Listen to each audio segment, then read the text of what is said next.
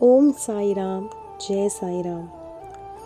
तो जिस तरीके से बताया गया है कि जो चांद पाटिल थे उनकी घोड़ी खो गई थी, किस प्रकार बाबा ने उनकी खोई हुई घोड़ी को उनके हाथ सौंपा। तो उपरोक्त घटना के 3 से 4 दिन बाद युवा फकीर यानी कि साईं बाबा चांद भाई के घर पहुँचे।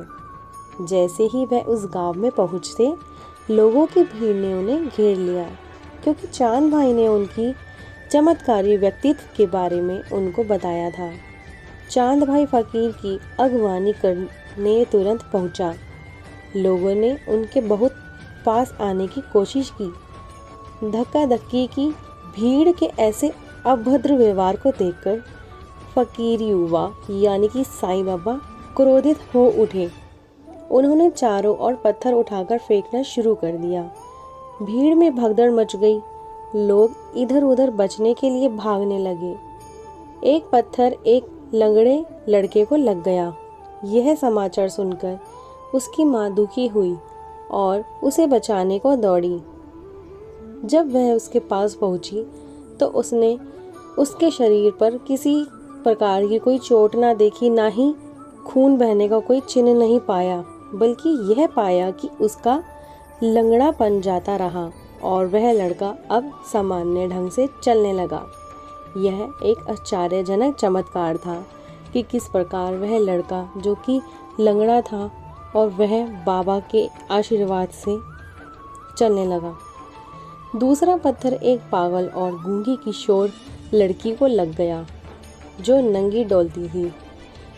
उसकी माँ भी उसे बचाने भागी, लेकिन वह लड़की उसके पीछे भागकर घर में छिप गई और उसने तुरंत अपना नंगा शरीर एक साड़ी से ढक लिया। उसका पागलपन और गूंगापन सदैव के लिए जाता रहा। अब वह सामान्य लड़की बन गई।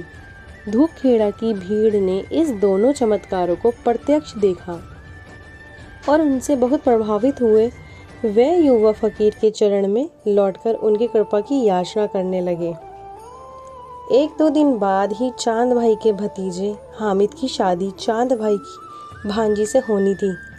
चांद भाई ने युवा फकीर को बाराती के रूप में चलने को आमंत्रित किया, यानी कि साईं बाबा को। इस प्रकार युवा फकीर यानी कि साईं बाबा दोबारा शिरडी पहुँचे। शिरडी पहुँचते ही वे बैलगाड़ी से उतरे और पास में स्थित खंडोबा मंदिर की ओर बढ़े। वहाँ के पुजारी महलसा पति ने तुरंत उन्हें पहचान लिया और बोला, आओ साईं। तो इसी प्रकार बाबा का नाम भी आओ साईं रखा गया। इस प्रकार उन्होंने ही सर्वप्रथम उनका नाम साईं दिया। चांद भाई के भतीजे की बारात तो शादी संपन्न होने के बाद लौट गई। साईं बाबा शिरडी में सदैव के लिए बस गए।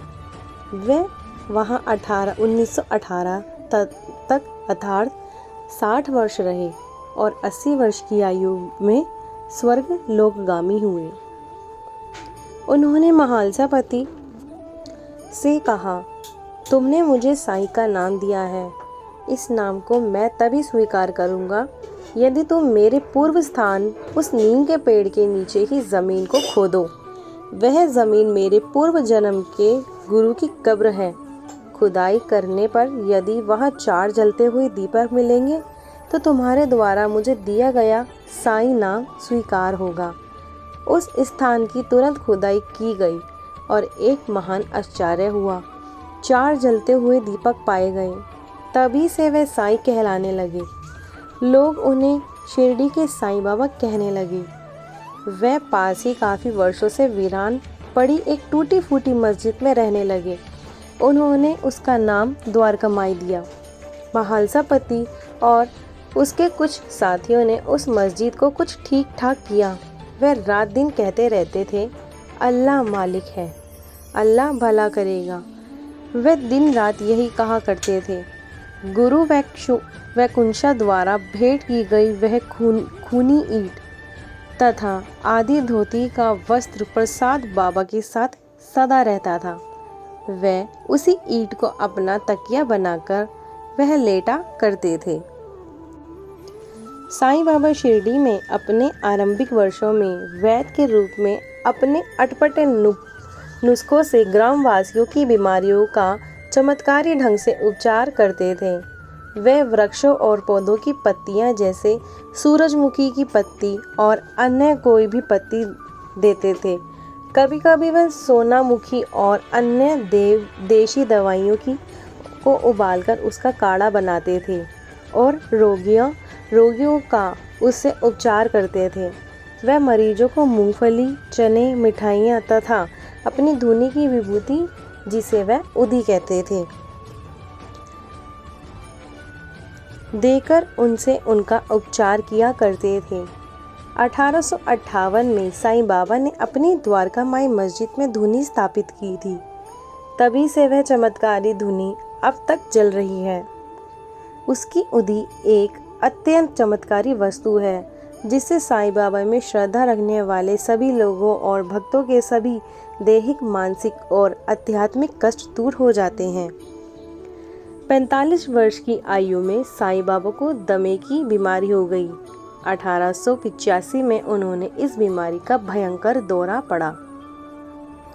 उस समय साईं बाबा ने अपने परम भक्त महालसापति के संरक्षण में अपना शरीर छोड़कर 3 दिनों के लिए अपने प्राण त्याग दिए थे।